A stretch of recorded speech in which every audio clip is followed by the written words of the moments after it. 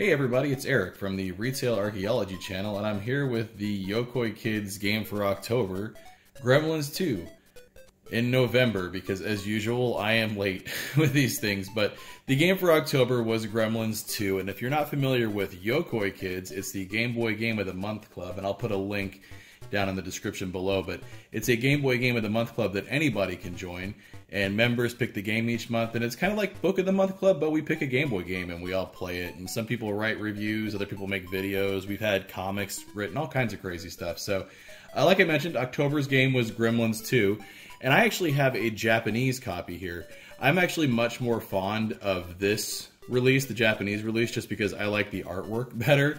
On the American release, it's just one of the ugly bad guy gremlins, but you get a cute gizmo here on the Japanese release, and that same image is also on the cartridge, which we'll see here in a second. And also, Game Boy game boxes are smaller, which is nice. I like these too because you can fit more of them on a shelf.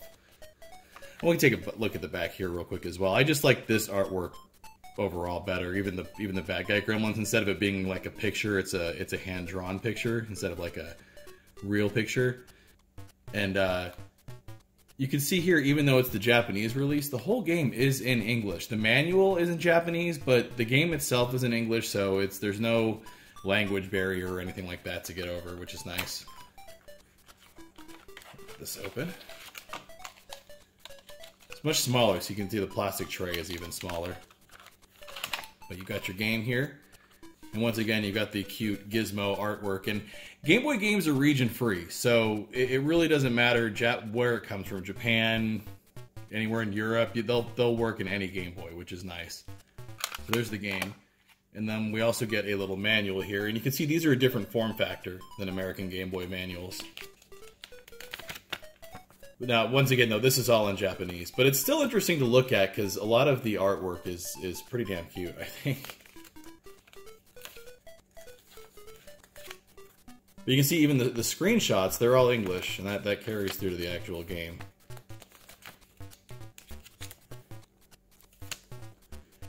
Now, I can't tell you what a lot of these things do now from having played the game. These are conveyors that make you move.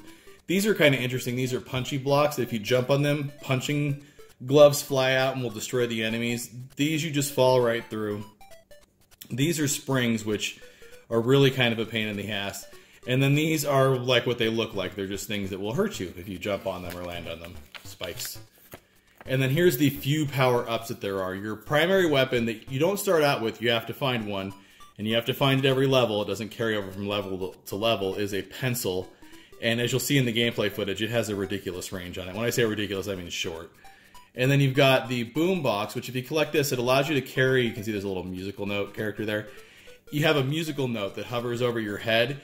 And when you push the attack button, you'll throw that musical note, but you only get one. That's it. And there's some weirdness, too, when it comes to collecting these. If you already have this, you can't collect this. But if you have this, you can collect this. It's very strange. And then finally, there's the, I believe that's a toolbox. That kind of just works like the star in Mario Brothers. You're just kind of in the toolbox, and you can run into multiple guys and kill them. But it kind of makes jumping more difficult. The platforming in this is pretty precision to begin with, and it makes it kind of harder to see where your sprite's actually jumping from. And then you've got your life power-ups. This gives you 1 heart. That fills up all your life. Pretty easy things to figure out in the game. And then these are the different bosses. Now, I'll admit I've only made it and beat this boss because this game is brutal, as you'll see in the gameplay footage. And here's some of the enemies, which we'll see in the gameplay footage as well.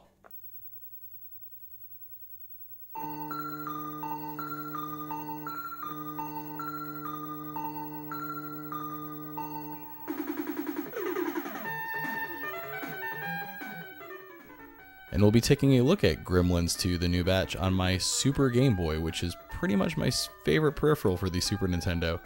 And as you can see, the music is pretty catchy, which is pretty much the norm for a Sunsoft game.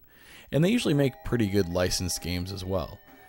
And like I mentioned earlier, you can see here, it's in English, this game, which is nice, even though it's a Japanese release.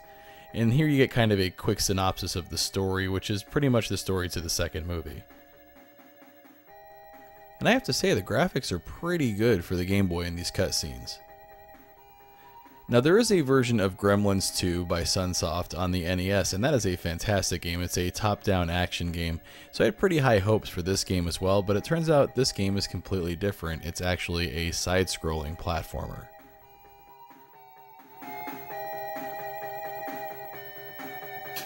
Looks like he's farting those out.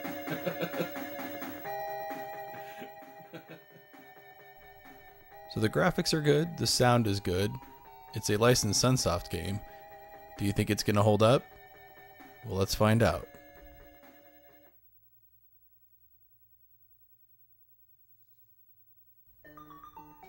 Now, like I mentioned, you can see here, it's a side-scrolling platformer, and the controls are pretty decent. The graphics are also good here as well. The first thing you'll notice, though, is that the range on that pencil attack is really short. And we won't be able to use it again until we throw this musical note that's on the top of our head. But this is a nice kind of show of pretty much all three of the items that are available: the pencil, the music note, and the toolbox. The springs are kind of a pain in the butt as well, because you can't really start changing direction until you're at the peak of your jump. They're actually kind of confusing at first.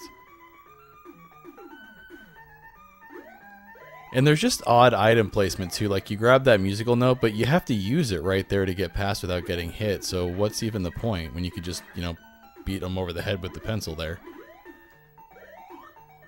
Like I mentioned too, this game can get pretty difficult. Sometimes a lot of the enemy placement seems a little bit cheap, and it comes down to really just memorization of the levels in order to be able to get through them.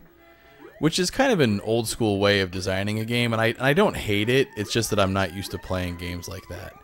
But I did find that, the more that I play this, the further I can get through it. I've gotten to the point now where I can run through the first level pretty well now.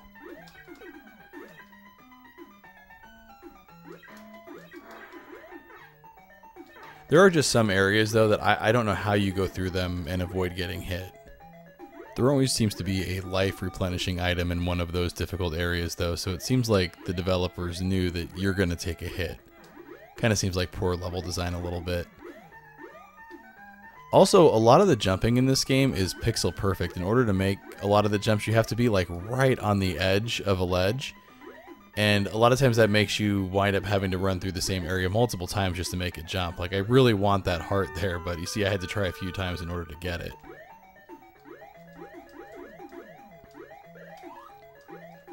Man, bats and birds and flying things are easily the most annoying enemies in old video games. But we've made it through the first level here, and we're on to the boss, which is basically just a button mashing experience. You just, keep hitting him until he just kind of walks away, which is weird.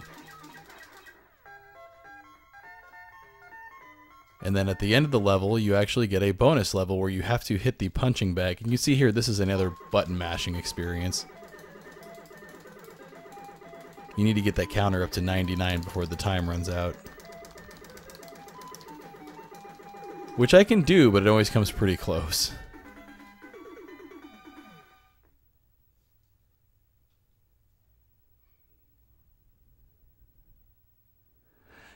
This second level is where it actually really starts to ramp up the difficulty. For example, this jump.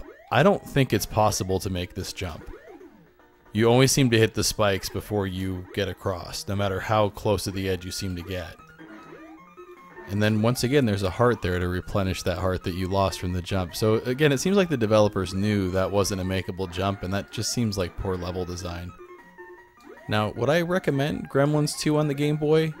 I don't know. I don't regret owning it. I actually do kind of enjoy it a little bit, even though it is very challenging and it has its flaws. I do enjoy a good challenge, but it's definitely not as polished as a lot of the other Sunsoft licensed games are. For example, Gremlins 2 on the Nintendo, or Batman on the Nintendo, or even Journey to Silius, which isn't technically a licensed game, but that was originally going to be a Terminator game, and that's a fantastic game on the NES. So as far as Sunsoft games go, this one actually kind of disappoints me a little bit.